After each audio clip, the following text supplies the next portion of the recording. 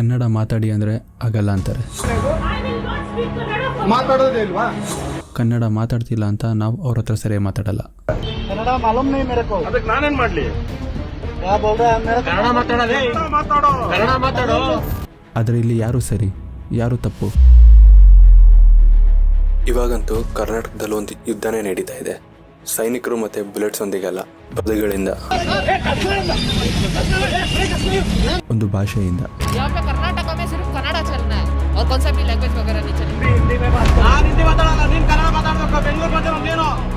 ಕೆಲವರು ಹೇಳ್ತಾರೆ ಇಲ್ಲಿ ಇದೀರಾ ಅಂದಮೇಲೆ ಕನ್ನಡನ ಗೌರವಿಸಿ ಮತ್ತು ಕನ್ನಡ ಕಲೀರಿ ಅಂತ. ಕನ್ನಡ ಕಲಿಬೇಕು ಸರ್. ಅವರು ಸ್ವಲ್ಪ ಕನ್ನಡದಲ್ಲಿ ಇದ್ದಾರೆ, ಕರ್ನಾಟಕ ಕೆಲಸ ಮಾಡ್ತಾ ಇದಾರೆ, ಇಲ್ಲೇ ಊಟ ಮಾಡ್ತಾರೆ, ಇಲ್ಲೇ ಮನೆ ತಗೊಂಡಿದ್ದಾರೆ, ಇಲ್ಲೇ ಮನೆ ಕಟ್ಕೊಂಡಿದ್ದಾರೆ. ಅದಕ್ಕೆ ಉತ್ತರ ಬರೋದು डोंट फोर्स मी. कर्नाटक में या बैंगलोर में जाके काम करेंगे, भाषा अगर नहीं बोल पाएंगे तो फिर हमारा भाई हम दुकान लगाएंगे तो दुकान की होर्डिंग हट जाएंगी, या हम कहीं जाएंगे तो ऑटो वाले हमसे बात नहीं करेंगे. ಇದು ಕೇವಲ ಅಂಗಡಿ ಮೇಲೆ ಇರುವಂಥ ಸೈನ್ ಬೋರ್ಡ್ ಬಗ್ಗೆ ಅಲ್ಲ. ಯಾವಾಗ ಒಂದು ಭಾಷೆ ಬೀದಿಗಳಿಂದ ಮರೆಯಾಗುತ್ತೆ, ಹೃದಯಗಳಿಂದ ಕೂಡ ಕಾಣೆಯಾಗುತ್ತೆ. ಈ ಪರಿಸ್ಥಿತಿ ಇನ್ನು 10-15 ವರ್ಷ ಆದರೆ ಬೆಂಗಳೂರಿನಲ್ಲಿ ಕನ್ನಡಿಗರನ್ನ ಬೆಳಗ್ಗೆ ಬ್ಯಾಟ್ರಿ ತೊಗೊಂಡು ಹುಡುಕ್ಬೇಕು ಎಲ್ಲಿದ್ದಾರೆ ಕನ್ನಡದಲ್ಲಿ. ಭಾಷೆ ಅಂದರೆ ಕೇವಲ ಪದಗಳ ಒಂದು ಗುಂಪಲ್ಲ, ಅದು ಒಂದು ಗುರುತು, ಅದು ಒಂದು ಹೆಮ್ಮೆ ಮತ್ತು ಒಂದು ಶಬ್ದ, ಮನೆ ಅಂತ ತಿಳಿಸೋಕೆ. ಆದರೆ ಇವತ್ತು ಕರ್ನಾಟಕದಲ್ಲಿ ಆ ಧ್ವನಿ ಅನ್ನೋದೇ ಕಾಣೆಯಾಗ್ತಾ ಇದೆ. ಕನ್ನಡ ಸುಮಾರು ವರ್ಷಗಳ ಹಿಂದೆ ಬೆಂಗಳೂರಲ್ಲಿ ಬರೀ ಕನ್ನಡನೇ ಬಳಸ್ತಾ ಇದ್ರು. ಪ್ರತಿಯೊಂದು ಸೂಚನಾ ಫಲಕ, ಪ್ರತಿಯೊಂದು ಅಂಗಡಿ, ಪ್ರತಿಯೊಂದು ಬಸ್ ಸ್ಟಾಪ್ ಎಲ್ಲ ಕಡೆ ಕನ್ನಡನೇ ಇತ್ತು.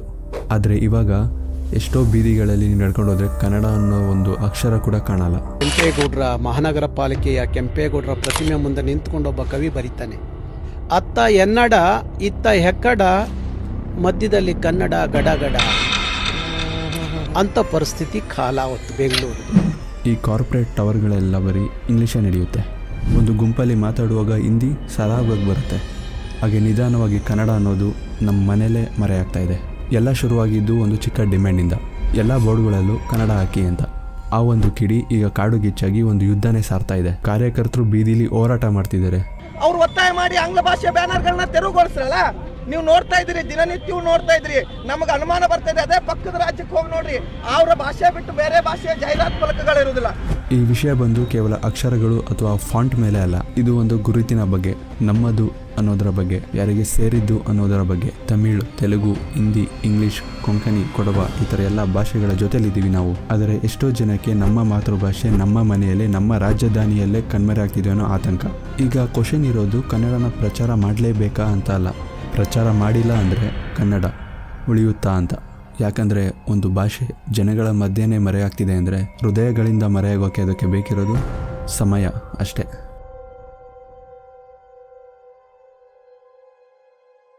ಇದು ಕೇವಲ ಯಾವುದೋ ಒಂದು ಪಾಲಿಸಿ ಮೇಲೆ ಮಾಡ್ತಿರುವಂಥ ವಾದ ಅಲ್ಲ. ಇದು ಈ ಯುದ್ಧ ಕನ್ನಡಕ್ಕಾಗಿ ಮತ್ತು ನಮ್ಮ ಕರ್ನಾಟಕಕ್ಕಾಗಿ. ಈ ಯುದ್ಧ ನಮಗೆ ಅರ್ಥ ಆಗಬೇಕು ಅಂದರೆ ಈ ಯುದ್ಧದಲ್ಲಿ ಯಾರು ಹೋರಾಡ್ತಿದ್ದಾರೆ ಅನ್ನೋದನ್ನ ನೀವು ತಿಳ್ಕೊಬೇಕು. ಯಾಕೆಂದರೆ ಇದು ಯಾರೋ ಒಬ್ಬರ ಹೋರಾಟ ಅಲ್ಲ, ಇದು ಒಂದು ದೊಡ್ಡ ಜಾಲ. ಎಷ್ಟೋ ಜನರ ಭಾವನೆ, ಪಾಲಿಟಿಕ್ಸ್ ಮತ್ತು ಪವರ್. ಮತ್ತು ಇಲ್ಲಿರುವಂಥ ಪ್ರತಿಯೊಬ್ಬರಿಗೂ ಅವ್ರದ್ದೇ ಆದಂಥ ಒಂದು ರೀಸನ್ ಇದೆ. ಇದರಲ್ಲಿ ಮೊದಲನೇ ಹೆಸರು ಬರೋದೇ ಕರ್ನಾಟಕ ರಕ್ಷಣಾ ವೇದಿಕೆ, KRV. ಎಲ್ಲ ಕನ್ನಡಿಗರಿಗೂ ಗೊತ್ತೇ ಇರುತ್ತೆ. ಟಿ.ಎ. ನಾರಾಯಣಗೌಡ ಅವರು ಮುನ್ನಡೆಸ್ತಿರುವಂಥ ಈ ಗುಂಪು ಇದು ಕೇವಲ ಕಾರ್ಯಕರ್ತರ ಒಂದು ಗುಂಪಲ್ಲ, ಇದು ಒಂದು ಸೈನ್ಯ. 60 ಲಕ್ಷ ಸದಸ್ಯರು ಇರುವಂಥ ಒಂದು ಸೈನ್ಯ. ಕರ್ನಾಟಕ ಮಾತ್ರ ಅಲ್ಲ, ಪ್ರಪಂಚದ ಎಲ್ಲ ಕಡೆ ಈ ಸಂಘದ ಸೈನಿಕರಿದ್ದಾರೆ. ನಾರಾಯಣಗೌಡ ಇವರ ಕತೆ ಯಾವುದೋ ಸಿನಿಮಾ ಸ್ಕ್ರಿಪ್ಟ್ಗಿನ ಏನು ಕಮ್ಮಿ ಇಲ್ಲ. 1981 15 ವರ್ಷದ ಟಿ.ಎ. ನಾರಾಯಣಗೌಡ ಅರೆಸ್ಟ್ ಆಗ್ತಾರೆ. ಕಾರಣ ಗಣೇಶ ಹಬ್ಬದ ಆರ್ಕೆಸ್ಟ್ರಾದಲ್ಲಿ ಬರೀ ತಮಿಳ್ ಸಾಂಗ್ಸ್ ಆಗ್ತಿದ್ದಾರೆ ಅನ್ನೋ ಜಗಳ ಮಾಡಿದ್ಕೆ. ಇವತ್ತಿನ ಸಂದರ್ಭಕ್ಕೆ ಬೆಂಗಳೂರು ಭಾರಿ ದೊಡ್ಡ ತಮಿಳುಮಯ ಬೆಂಗಳೂರು ಅವತ್ತಿನ ಕಾಲಕ್ಕೆ. ಆ ದಿನದಿಂದ ಕನ್ನಡಕ್ಕಾಗಿ ಹೋರಾಟ ಅವರ ಜೀವನದ ಗುರಿಯಾಗುತ್ತೆ. ಇವತ್ತು ಅವ್ರ ಮೇಲೆ 50 ಲೀಗಲ್ ಕೇಸಸ್ ಇದೆ. ಅದರಲ್ಲಿ majority of the cases link ಆಗಿರೋದು ಕನ್ನಡನ ಉಳಿಸೋಕೆ ಮಾಡಿದಂಥ ಹೋರಾಟದಿಂದ. ಕೆಲವೊಂದ್ಸಲಿ ಅವರ ಹೋರಾಟ ಶಾಂತ ರೀತಿಯಲ್ಲಿರುತ್ತೆ, ಆದರೆ ಕೆಲವೊಮ್ಮೆ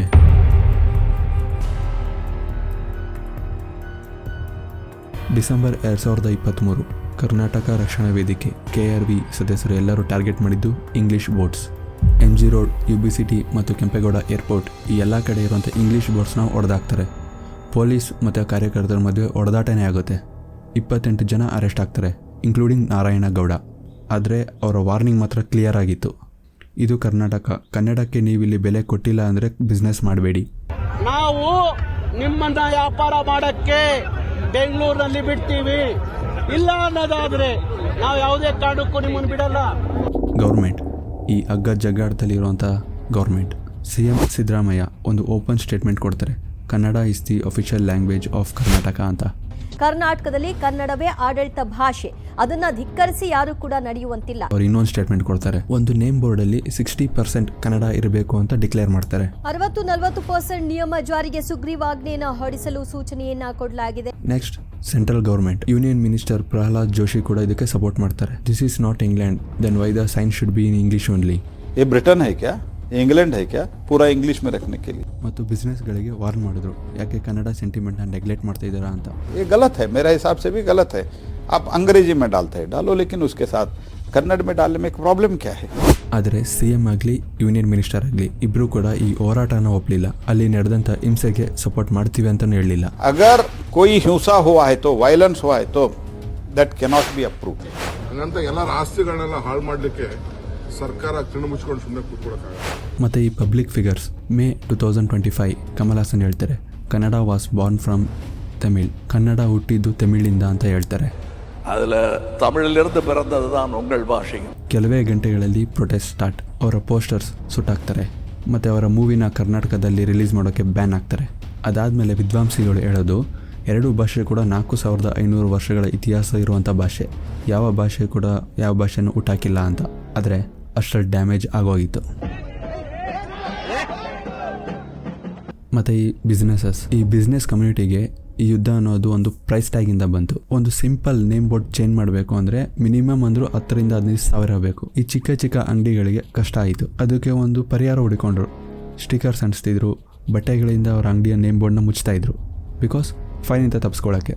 ಆ್ಯಂಡ್ ಇದಕ್ಕೆ ಡೆಡ್ಲೈನ್ನ ಫೆಬ್ರವರಿ 2024 ಅಂತ ಫಿಕ್ಸ್ ಮಾಡಿದರು.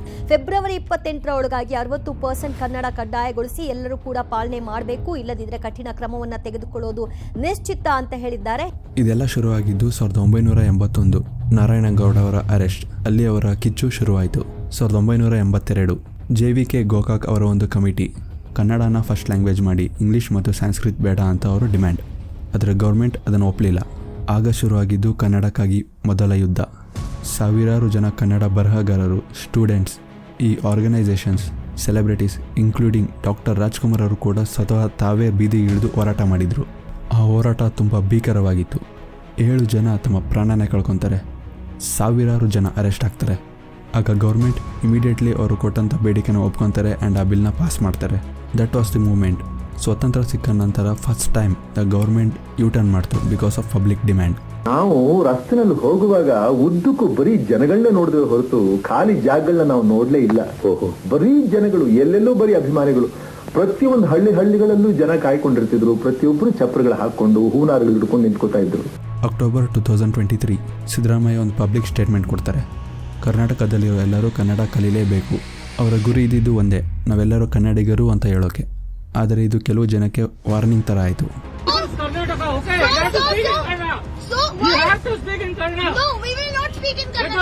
ಮತ್ತು ಫೆಬ್ರವರಿ 21, 2025 ಬಸ್ ಕಂಡಕ್ಟರ್ ಮೇಲೆ ಅಲ್ಲೇ, ಇದಂತೂ ತುಂಬ ವೈರಲ್ ಆಗಿತ್ತು. ಆ್ಯಂಡ್ ರೀಸೆಂಟ್ಲಿ ಮೇ 2025 ಕಮಲ್ ಹಾಸನ್ ಅವರ ಒಂದು ಹೇಳಿಕೆ. ಸೊ ಇದರಿಂದ ನಮಗೆ ಏನು ಗೊತ್ತಾಗ್ತಿದೆ ಅಂದರೆ, ಒಂದು ಕಿಡಿ ಆಗಿ ಶುರುವಾದಂಥ ಹೋರಾಟ ಇವತ್ತು ಕಾಡುಗಿಚ್ಚಾಗಿ ಬೆಳೆದಿದೆ. ಆ್ಯಂಡ್ ಗೌರ್ಮೆಂಟ್ ಪಾಲಿಸಿ ಚೇಂಜ್ ಆಗೋದು ಹೋರಾಟ ಆದಮೇಲೆ, ಅವರ ಬಾಯಿಂದ ಸ್ಟೇಟ್ಮೆಂಟ್ ಬರೋದು ಕಾಂಟ್ರವರ್ಸೀಸ್ ಆದಮೇಲೆ. ಈ ಗೌರ್ಮೆಂಟ್ ಪ್ಯೂರ್ಲಿ ಮಾಡಿದ್ದು ರಿಯಾಕ್ಷನ್, ನಾಟ್ ದಿ ಪ್ರಿವೆನ್ಷನ್. ಮತ್ತು ಈ ಡಿಜಿಟಲ್ ಹೆಲ್ಪ್, ಇವಾಗ ಹೋರಾಟ ಅನ್ನೋದು ಬರೀ ಬೀದಿಗಳು ಮಾತ್ರ ಅಲ್ಲ, ಅದು ನಿಮ್ಮ ಫೋನಲ್ಲೇ ನಡೀತಾ ಇದೆ. ಮೊದಲೆಲ್ಲ ಜನಗಳನ್ನ ಸೇರಿಸಬೇಕು ಅಂದರೆ ಸುಮಾರು ದಿನಗಳೇ ಆಗ್ತಾಯಿತ್ತು, ಹೋರಾಟದ ಬಗ್ಗೆ ಪ್ರಚಾರ ಮಾಡಬೇಕಿತ್ತು. ಆದರೆ ಇವಾಗ ಒಂದೇ ಒಂದು ಪೋಸ್ಟ್ ಲಕ್ಷಾಂತರ ಜನಕ್ಕೆ ತಲುಪುತ್ತೆ. ಅದಕ್ಕೆ ಸೋಷಿಯಲ್ ಮೀಡಿಯಾ ಅನ್ನೋದು one of the biggest weapon ಆಗಿದೆ ಈ ಯುದ್ಧದಲ್ಲಿ. ಹೋರಾಟ ಮಾಡೋರಿಗೆ ಇದು ನಮ್ಮ ಭಾಷೆಯ ಮೇಲಿರೋ ಹೆಮ್ಮೆ. ಅವ್ರು ಎಲ್ಲೇ ಇದ್ರು ಅವ್ರ ಊರಿಗೆ ಹೋದಾಗ ಅವ್ರ ಭಾಷೆ ಮಾತಾಡ್ಲಿ, ಕರ್ನಾಟಕಕ್ಕೆ ಬಂದ ಕನ್ನಡ ಮಾತಾಡ್ಲೇಬೇಕು. ಅವನು ಬಂದು ನಮ್ಮ ಸ್ಟೇಟ್ ಅಲ್ಲಿ ಇದ್ದಾನ, ನಾನು ಅವ್ರ ಸ್ಟೇಟ್ ಅಲ್ಲಿ ಇದ್ದೀನ. ಬೇರೆ ರಾಜ್ಯದಿಂದ ಬಂದವರಿಗೆ ಇದು ಭಯ. Learning a new language as an adult is very difficult. I really want to learn Kannada, but at least the basic things. ಈ ಬಿಸ್ನೆಸಸ್ಗೆ ಇದೊಂದು ಜೀವನ. ಆದರೆ ಇಲ್ಲಿ ಯಾರು ಸರಿ, ಯಾರು ತಪ್ಪು? I feel people from North India should learn a little bit of Kannada, like, just for basic. Karnataka ಇದೊಂದು ಟೆಕ್ ಹಬ್. ಇಲ್ಲಿ ಬಾರ್ಡರ್ ಶೇರ್ ಆಗ್ತಿರೋದು ಯಾವುದೋ ಒಂದೇ ಒಂದು ರಾಜ್ಯಕ್ಕೆ ಮಾತ್ರ ಅಲ್ಲ, ಸುತ್ತ ತುಂಬ ರಾಜ್ಯಗಳಿವೆ. ಕರ್ನಾಟಕ ಆ್ಯಂಡ್ ಮಹಾರಾಷ್ಟ್ರ. ಈ ಬೆಳಗಾಂ ಬಾರ್ಡರ್ ಇಶ್ಯೂ ಬಂದು ನಿನ್ನೆ ಮೊನ್ನೆದಿಂದ ಅಲ್ಲ. 1947ನಲ್ಲಿ ಸ್ವತಂತ್ರ ಬಂದಾಗ ಬಾಂಬೆ ಸ್ಟೇಟ್ಗೆ ಅದನ್ನು ಸೇರಿಸಿರ್ತಾರೆ. ಮತ್ತು ನವೆಂಬರ್ 1, 1956 ಮೈಸೂರು ಸ್ಟೇಟ್ ಫಾರ್ಮೇಷನ್ ಆಗುತ್ತೆ ಆ್ಯಂಡ್ ಬೆಳಗಾಂನ ಮೈಸೂರು ಸ್ಟೇಟ್ಗೆ ಜಾಯಿನ್ ಮಾಡ್ತಾರೆ. ಎಸ್, ಅಲ್ಲಿ ಮರಾಠಿ ಮಾತಾಡುವಂಥ ಸಂಖ್ಯೆ ಜಾಸ್ತಿ ಇದ್ದರೂ ಕೂಡ ಮೈಸೂರು ಸ್ಟೇಟಿಗೆ ಜಾಯಿನ್ ಮಾಡ್ತಾರೆ. ಸೊ ಅವಾಗಿಂದ ಯುದ್ಧ ಅನ್ನೋದು ಶುರು ಆಗುತ್ತೆ. ಮೈಸೂರು ಸ್ಟೇಟಿಂದ ಬೆಳಗಾಂ ನಮಗೆ ಬೇಕು ಅಂತ, ಬಾಂಬೆ ಸ್ಟೇಟಿಂದ ಬೆಳಗಾಂ ಅವ್ರಿಗೆ ಸೇರಿದ್ದು ಅಂತ. ಸೊ ಇದರ ರಿಸಲ್ಟ್ ಜೂನ್ 5, 1960 ಒಂದು ಕಮಿಟಿ ಮಾಡ್ತಾರೆ. 4 ಜನ ಇರುವಂತಹ committee, 2 from Bombay state, 2 from Mysuru state. So ಇವರ ರಿಸರ್ಚ್ ಪ್ರಕಾರ ಕೊನೆಗೆ ಕನ್ಫರ್ಮ್ ಆಗುತ್ತೆ ಲೈಕ್ ಬೆಳಗಾಂ ಅನ್ನೋದು ಮೈಸೂರು ಸ್ಟೇಟ್ಗೆ ಜಾಯ್ನ್ ಆಗಬೇಕು ಅಂತ. ಆದರೆ ಮಹಾರಾಷ್ಟ್ರ ಸುಮ್ಮನೆ ಇರಲಿಲ್ಲ. 1961 ಸೆನ್ಸಸ್ ಪ್ರಕಾರ ಬೆಳಗಾಂ ಸಿಟಿಯಲ್ಲಿ 60% ಮರಾಠಿ ಇದ್ದರೆ 18.8% ಕನ್ನಡ ಮಾತಾಡೋರಿರ್ತಾರೆ. ಬೆಳಗಾಂ ಕಂಟೋನ್ಮೆಂಟಲ್ಲಿ 33.6% ಮರಾಠಿ ಇದ್ದರೆ 20.6% ಕನ್ನಡ ಮಾತಾಡೋರು. ಆ್ಯಂಡ್ ಬೆಳಗಾಂ ಸಬರ್ಬನ್ಸಲ್ಲಿ 50.9% ಮರಾಠಿ ಮಾತಾಡೋರಿದ್ದರೆ 21.8% ಕನ್ನಡ ಮಾತಾಡೋರು. ಸೊ ಈ ಪಾಯಿಂಟ್ ಇಟ್ಕೊಂಡು ಅವರು ಕೋರ್ಟಿಗೆ ಹೋಗ್ತಾರೆ. ಆ್ಯಂಡ್ ಆವಾಗ ಶುರುವಾಗಿದ್ದ ಕತೆ ಇದುವರೆಗೂ ಮುಗ್ದಿಲ್ಲ. ನವೆಂಬರ್ 1, 1973 ಮೈಸೂರು ಸ್ಟೇಟ್ನ ಕರ್ನಾಟಕ ಆಗಿ ರೀನೇಮ್ ಮಾಡ್ತಾರೆ. ಆ್ಯಂಡ್ ಬೆಳಗಾಂ ನಮ್ಮಲ್ಲೇ ಇರುತ್ತೆ. ಅಂದು ಜಾಗಕ್ಕಾಗಿ ಶುರುವಾದಂಥ ಹೋರಾಟ ಇಲ್ಲಿವರೆಗೂ ಕೂಡ ನಡೀತಾನೆ ಇದೆ. ಕರ್ನಾಟಕ ಆ್ಯಂಡ್ ತಮಿಳುನಾಡು, ಕರ್ನಾಟಕ ಮತ್ತು ತಮಿಳುನಾಡು ಮಧ್ಯೆ ಇರುವಂಥ ಕಾವೇರಿ ನೀರಿನ ಹೋರಾಟ ಯಾರಿಗೆ ತಾನೇ ಗೊತ್ತಿಲ್ಲ ಹೇಳಿ. ನೀವು ಈ ವಿಚಾರದ ಬಗ್ಗೆ ತುಂಬ ನ್ಯೂಸ್ ಮತ್ತು ಆರ್ಟಿಕಲ್ಸ್ ನೋಡೇ ಇರ್ತೀರ. ಕರ್ನಾಟಕ ಗೌರ್ಮೆಂಟ್ ತಮ್ಮ ರಾಜ್ಯದ ರೈತರಿಗೆ ಉಳಿಸೋಕೆ ಟ್ರೈ ಮಾಡ್ತಿದ್ರೆ, ತಮಿಳುನಾಡು ಗೌರ್ಮೆಂಟ್ ಅವರ ರೈತರ ಪರ ನಿಂತಿದ್ದಾರೆ. ಇದು ಸುಮಾರು 50 ದಶಕಗಳಿಂದ ನಡೀತಿರುವಂಥ ಹೋರಾಟ. ಇದೆಲ್ಲ ಹೇಗೆ ಶುರು ಆಯಿತು ಅಂದರೆ, ಕರ್ನಾಟಕ ಮತ್ತು ತಮಿಳುನಾಡು ಈ 2 ರಾಜ್ಯಗಳ ನೀರು ಹಂಚಿಕೆಗಾಗಿ 2 ಅಗ್ರಿಮೆಂಟ್ ಇದೆ. ಮೊದಲನೇ ಅಗ್ರಿಮೆಂಟ್ 1872 ಜಾರಿಗೆ ತಂದರೆ 1924ರಲ್ಲಿ 2ನೇ ಅಗ್ರಿಮೆಂಟ್ ಬರುತ್ತೆ. ಆ್ಯಂಡ್ ಎಲ್ಲವೂ ಚೆನ್ನಾಗೇ ಇರುತ್ತೆ ಅಂಟಿಲ್ 1960 ಅಂದರೆ 1960ರಲ್ಲಿ ಕರ್ನಾಟಕ ಸರ್ಕಾರ ಡಿಸೈಡ್ ಮಾಡುತ್ತೆ ಕಾವೇರಿ ನದಿ ಅಡ್ಡಲಾಗಿ 4 ಡ್ಯಾಮ್ನ ಬಿಲ್ಡ್ ಮಾಡಬೇಕು ಅಂತ. ಬಟ್ ಆ ಪ್ರಪೋಸಲ್ಗೆ ಪ್ಲಾನಿಂಗ್ ಕಮಿಷನ್ ಆಗಲಿ ಸೆಂಟ್ರಲ್ ಗೌರ್ಮೆಂಟ್ ಆಗಲಿ ಫಂಡ್ ಮಾಡಲ್ಲ. ಸೊ ಕರ್ನಾಟಕ ತನ್ನ ಓನ್ ಫಂಡಿಂಗ್ನಲ್ಲಿ ಆ 4 ರಿಸರ್ವರ್ಸ್ನ ಬಿಲ್ಡ್ ಮಾಡುತ್ತೆ. ಆ 4 ರಿಸರ್ವರ್ಸ್ ಬಂದು ಆರಂಗಿ, ಕಬಿನಿ, ಹೇಮಾವತಿ ಮತ್ತು ಸ್ವರ್ಣವತಿ. ಸೊ ಆಗ ತಮಿಳುನಾಡಲ್ಲಿ ಬಿಗ್ ಪ್ರೊಟೆಸ್ಟ್ ಆ್ಯಂಡ್ ಫೈನಲಿ 1990ರಲ್ಲಿ ತಮಿಳುನಾಡು ಸುಪ್ರೀಂ ಕೋರ್ಟ್ ಮೊರೆ ಹೋಗ್ತಾರೆ. ಆಗ ಸುಪ್ರೀಂ ಕೋರ್ಟ್ ಡಿಸಿಷನ್ ಕೊಡುತ್ತೆ, according to article 262 supreme court ಆಗಲಿ ಅಥವಾ ಯಾವುದೇ ಕೋರ್ಟ್ ಆಗಲಿ ನೀರು ಹಂಚಿಕೆನ ನಿಲ್ಲಿಸುವಂತಿಲ್ಲ ಅಂತ ಡಿಸಿಷನ್ ಕೊಡುತ್ತೆ. ಎಲ್ಲವೂ ಸರಿಯಾಗಿತ್ತು. ಆದರೆ 2012 ಭೀಕರ ಬರಗಾಲ. ನಮ್ಮ ರಾಜ್ಯದ ರೈತರಿಗೆ ನೀರು ಸಿಗ್ತಾ ಇರಲಿಲ್ಲ. ತಮಿಳುನಾಡಿನಲ್ಲಿ ಕಾವೇರಿ ನೀರಿಗಾಗಿಯೇ ಕಾಯ್ತಾ ಇದ್ರು. ಬಟ್ ಕರ್ನಾಟಕ ನೀರು ಬಿಡೋಕೆ ರೆಡಿ ಇರಲಿಲ್ಲ. ಅದು ಮತ್ತೆ ಕೋರ್ಟಿಗೆ ಹೋಗುತ್ತೆ ಆ್ಯಂಡ್ ಅಗೇನ್ ಡಿಸಿಷನ್ ಬರುತ್ತೆ ಲೈಕ್ ನೀರು ಬಿಡಬೇಕು ಅಂತ. ಅಂದು ನೀರಿಗಾಗಿ ಶುರು ಆದಂಥ ಈ ಹೋರಾಟ ಇಂದು ತಮಿಳು ಮತ್ತು ಕನ್ನಡ ಜನರ ನಡುವೆ ಇದೆ. ಕೃಷ್ಣಾ ನೀರಿಗಾಗಿ ಕರ್ನಾಟಕ, ಆಂಧ್ರ ಆ್ಯಂಡ್ ಮಹಾರಾಷ್ಟ್ರ ಈ 3 ಸ್ಟೇಟ್ ಕೂಡ ಅಗ್ರಿಮೆಂಟ್ ಮಾಡ್ಕೊಂಡಿದ್ದಾರೆ. ಬಟ್ ಯಾವುದೂ ಕೂಡ ಕರ್ನಾಟಕ ಆ್ಯಂಡ್ ತಮಿಳುನಾಡು ಅಷ್ಟು ಸೀರಿಯಸ್ ಆಗಿಲ್ಲ. ಕೇರಳ ವಿಚಾರದಲ್ಲಿ ಕಾಸರಗೋಡು. ಅದೇ ಕಾರಣಕ್ಕೆ ಈ ಯುದ್ಧ ಇನ್ನೂ ಮುಗಿತಾ ಇಲ್ಲ. ಮತ್ತು ಇವಾಗ ಯಾರು ಇಂದ ಯಾಕೆ ಅಂತ ನೋಡೋಣ. ಯಾಕೆ ಈ ಥರ ಹೋರಾಟ, ಯಾಕೆ ಇಷ್ಟೊಂದು ಎಮೋಷನ್ಸ್, ಮತ್ತು ಯಾಕೆ ಇದು ಮುಗಿತಾನೇ ಇಲ್ಲ. ಲ್ಯಾಂಗ್ವೇಜ್ ವಾರ್ ಅಂದರೆ ಈ ಭಾಷೆ ಯುದ್ಧ ಕೇಳೋಕೆ ಡ್ರಾಮ್ಯಾಟಿಕ್ ಆಗಿದೆ. ಬಟ್ ಇಲ್ಲಿನ ಎಷ್ಟೋ ಜನಕ್ಕೆ ಇದು ನಿಜ. ಈ ಎಲ್ಲದರ ಮಧ್ಯೆ ಬರೋ ಒಂದೇ ಒಂದು ಕ್ವಶನ್, ಕನ್ನಡ ಕರ್ನಾಟಕದ ಅಫಿಷಿಯಲ್ ಲ್ಯಾಂಗ್ವೇಜ್ ಆಗಬೇಕಾ ಅಥವಾ ಇಂಗ್ಲೀಷ್, ಹಿಂದಿ, ತಮಿಳ್, ತೆಲುಗು, ಮಲಯಾಳಂ ಇದರ ಜೊತೆ ಇದು ಒಂದು ಭಾಷೆಗೆ ಉಳಿಬೇಕಾ? ಯಾಕಂದರೆ ಇದಕ್ಕೆ ರೀಸನ್ಸ್ ತುಂಬ ಇದೆ. 60% ನೇಮ್ ಬೋರ್ಡ್ ರೂಲ್ ಇರ್ಬೋದು, ಪಬ್ಲಿಕಲ್ಲಿ ಹಿಂದಿ ಪ್ರಮೋಟ್ ಮಾಡ್ತಿರೋದಿರ್ಬೋದು, ಸೆಲೆಬ್ರಿಟಿಗಳು ನಮ್ಮ ಭಾಷೆನ ಬೇರೆ ಭಾಷೆ ಜೊತೆ ಕಂಪೇರ್ ಮಾಡೋದಾಗಿರ್ಬೋದು, ಒಂದು ಪೋಸ್ಟ್ ಮಾಡಿ ಕನ್ನಡಿಗರ ಮೇಲೆ ಕಮೆಂಟ್ ಮಾಡೋದು. ಈ ಹೋರಾಟ ಅನ್ನೋದು ಬರೀ ಬೀದಿಗಳಲ್ಲಿ ಮಾತ್ರ ಅಲ್ಲ, ನಮ್ಮ ಲಾ ಬುಕ್ಕಲ್ಲೂ ಕೂಡ ಇದೆ. 2008 ಕರ್ನಾಟಕದ ಒಂದು ರೂಲ್, ಎಲ್ಲ ಅಂಗಡಿಯ ನೇಮ್ ಬೋರ್ಡಲ್ಲಿ ಕನ್ನಡ ಇರಲೇಬೇಕು, ಇಲ್ಲಾಂದರೆ 10,000 ಫೈನ್. ಇದು ಇಂಡಿಯಾದಲ್ಲೇ ಇದ್ದಂಥ one of the strict rule. ಒಂದೊಂದು ನೇಮ್ ಬೋರ್ಡ್ ಚೇಂಜ್ ಮಾಡೋಕ್ಕೂ ಕೂಡ ಸಾವಿರಾರು ಗಟ್ಟಲೆ ಖರ್ಚಾಗ್ತಾ ಇತ್ತು. ಆ್ಯಂಡ್ ಇದು ಓನರ್ಗೆ ತುಂಬ ಕಷ್ಟ ಆಗ್ತಾ ಇತ್ತು. ಆಗ ವೊಡಾಫೋನ್ ಕಂಪನಿ ಕೋರ್ಟ್ಗೆ ಚಾಲೆಂಜ್ ಮಾಡ್ತಾರೆ ಆ್ಯಂಡ್ ಫೈನಲಿ ಅವ್ರು ಗೆಲ್ತಾರೆ. ಬಿಕಾಸ್ ಅವರು ತಂದಂಥ ಆ ರೂಲಲ್ಲಿ ತುಂಬ ಲೂಪ್ ಹೋಲ್ಸ್ ಇತ್ತು. ಆ್ಯಂಡ್ ಫೈನಲಿ ಕೋರ್ಟ್ ಹೇಳುತ್ತೆ, ಗೌರ್ಮೆಂಟ್ಗೆ ಇರುವ ಲೀಗಲ್ ಪವರ್ಗಿಂತ ಮೇಲೋಗಿದೆ ನಿಮ್ಮ ಡಿಮ್ಯಾಂಡ್ ಅಂತ ಹೇಳಿ ಆ ಕೇಸ್ನ ಕ್ಲೋಸ್ ಮಾಡ್ತಾರೆ. ಅಷ್ಟಕ್ಕೆ ಬಿಡಲಿಲ್ಲ. ಸೊ ಮತ್ತೆ ಕಮ್ಬ್ಯಾಕ್ ಮಾಡ್ತಾರೆ. 2023 60% ರೂಲ್ನ ತೊಗೊಂಬರ್ತಾರೆ. ಆ್ಯಂಡ್ ದಿಸ್ ಟೈಮ್ ಅವರು ಕ್ಲಿಯರ್ ಆಗಿದ್ರು, ಕನ್ನಡ ಮಾತ್ರ ಯೂಸ್ ಮಾಡಿ ಅಂತ ಹೇಳಿಲ್ಲ. 60% ಆಫ್ ದ ಬೋರ್ಡಲ್ಲಿ ಕನ್ನಡ ಇಡಿ ಅಂತ ಹೇಳಿದರು. And it was legal. ಏನಿದು 60% ರೂಲ್ ಅಂದರೆ, ನೇಮ್ ಬೋರ್ಡ್ನ 60% ಏರಿಯಾ ಕನ್ನಡದಲ್ಲಿರಬೇಕು, ಅದು ಕೂಡ ಮೇಲೆ. ಆ್ಯಂಡ್ ರಿಮೈನಿಂಗ್ 40%ಅಲ್ಲಿ ನೀವು ಹಿಂದಿ, ತಮಿಳ್, ಇಂಗ್ಲೀಷ್ ಯಾವುದಾದ್ರು ಭಾಷೆ ಹಾಕೊಳ್ಳಿ, ಆದರೆ 60% ಆಫ್ ದಿ ಟೆಕ್ಸ್ಟ್ ಕನ್ನಡದಲ್ಲಿರಬೇಕು ಅಂತ ರೂಲ್ ಬಂತು. ಆ್ಯಂಡ್ ಈ ರೂಲ್ ಸ್ಟ್ರಾಂಗ್ ಆಗಿತ್ತು ಮತ್ತು ಯಾವುದೇ ಲೂಪಲ್ಸ್ ಕೂಡ ಇರಲಿಲ್ಲ. ಮತ್ತು ಇದಕ್ಕೆ ಸಪೋರ್ಟ್ ಮಾಡೋಕ್ಕೆ ಆರ್ಟಿಕಲ್ ಕೂಡ ಇದೆ. Article 345 state have the right to adapt and promote their official language. ಪ್ರತಿಯೊಂದು ರಾಜ್ಯ ಸರ್ಕಾರಕ್ಕೂ ಕೂಡ ಅವರ ಅಫಿಷಿಯಲ್ ಲ್ಯಾಂಗ್ವೇಜ್ ಯಾವುದು ಅಂತ ಪ್ರಮೋಟ್ ಮಾಡೋಕ್ಕೆ ಅವ್ರಿಗೆ ಅಧಿಕಾರ ಇದೆ. ಅಂದರೆ ಕನ್ನಡನ ಪ್ರಮೋಟ್ ಮಾಡೋದು, ಲೀಗಲ್, ಬಟ್ ಮ್ಯಾಟರ್ ಆಗೋದು ಅದನ್ನು ಹೇಗೆ ಮಾಡ್ತೀರಾ ಅಂತ. ಗೌರ್ಮೆಂಟ್ ಕೂಡ ಇದಕ್ಕೆ ಸಪೋರ್ಟ್ ಮಾಡ್ತಾರೆ. ಬಟ್ ಅಲ್ಲೊಂದು ಟ್ವಿಸ್ಟ್, ಕನ್ನಡನ ಪ್ರಮೋಟ್ ಮಾಡ್ತೀವಿ ಅಂದರೆ ಓಕೆ, ಆದರೆ ಅಂಗಡಿನ ಮುಚ್ಚೋದು, ಆದರೆ ಜನಗಳನ್ನ ಬೆದರಿಸೋದು ಮಾಡಿದರೆ ಅಲೋ ಮಾಡಲ್ಲ. ಹೌದ್ರಿ, ಕಡ್ಡಾಯ ಮಾಡೋಣ, ಅದಕ್ಕೆ ಏನ್ ಬೇಕು ನೋಟಿಸ್ ಕೊಡೋಣ, ಎಲ್ಲ ಮಾಡೋಣ. ಹಂಗಂತ ನೀನು ಹೋಗಿ ಕಾನೂನನ್ನ ಕೈ ತೆಗೆದುಕೊಳ್ಳಿಕ್ಕೆ ಯಾರು ಮಾಡ್ಲಿಕ್ಕೆ ಆಗೋದಿಲ್ಲ. ಭಾಷೆ ಅನ್ನೋದು ಒಂದು ಗುರುತು. ಕನ್ನಡಿಗರಿಗೆ ಇದೊಂದು ಭಾಷೆ ಅಲ್ಲ, ಕನ್ನಡ ಅನ್ನೋದು ನಮ್ಮ ಮನೆ. ಕನ್ನಡ ನಾಡಿಗೋಸ್ಕರ ಇವತ್ತು ನನ್ನ ಪ್ರಾಣ ಇಲ್ಲೇ ಹೋಗ್ಲಿ, ನನ್ನ ರಕ್ತ ಹರಿಲಿ. ಮತ್ತು ಬೆಂಗಳೂರು ಅನ್ನೋ ಈ ಮಹಾನಗರದಲ್ಲಿ ಎಲ್ಲ ಭಾಷೆ ಜನ ಇದ್ದಾರೆ. ಅದಕ್ಕೆ ಅವ್ರು ಕೇಳೋ ಕ್ವಶನ್ ಸಿಂಪಲ್, ಕನ್ನಡದಲ್ಲಿ ನೇಮ್ ಬೋರ್ಡ್ ಹಾಕಿಲ್ಲ ಅಂದರೂ ಕೂಡ ಯಾಕೆ ಇಲ್ಲಿ ಬಂದು ಅಂಗಡಿ ತೆಗಿಬೇಕು? ಯಾಕೆ ಪಬ್ಲಿಕಲ್ಲಿ ಬರೀ ಇಂಗ್ಲೀಷ್ ಇದೆ? ನಮ್ಮ ಎಷ್ಟೋ ಜನ ಲೋಕಲ್ಸ್ಗೆ ಇಂಗ್ಲೀಷ್ ಓದಕ್ಕೆ ಬರಲ್ಲ. ನಮ್ಮ ಭಾಷೆ ಕಲಿಯೋಕ್ಕೆ ಇಷ್ಟ ಇಲ್ಲ ಅಂದಮೇಲೆ ಇಲ್ಲಿ ಯಾಕೆ ಬರಬೇಕು? ಇದೇ ಕ್ವಶನ್ನೇ ನಾರಾಯಣಗೌಡ ಅವರು ಕೂಡ ಕೇಳೋದು. ಕನ್ನಡನ ರೆಸ್ಪೆಕ್ಟ್ ಮಾಡೋದಾದರೆ ಇಲ್ಲಿ ಇರಿ, ಇಲ್ಲ ಅಂದರೆ ಹೋಗಿ. ಇದರಿಂದ ನಾನ್ ಕನ್ನಡಿಗ ಪೀಪಲ್ಸ್ ಏನಿರ್ತಾರೆ ಅವರಿಗೊಂದು ಭಯ, ನಾವು ಟಾರ್ಗೆಟ್ ಆಗ್ತಾ ಇದ್ದೀವಿ ಅಂತ. ಅವರಿಗೆ ಅನಿಸುತ್ತೆ ನಮ್ಮ ಭಾಷೆ ಇದಲ್ಲ, ಆದರೆ ನಮಗೆ ಫೋರ್ಸ್ ಮಾಡ್ತಾ ಇದ್ದಾರೆ ಇದನ್ನು ಕಲಿಯೋಕ್ಕೆ ಅಂತ.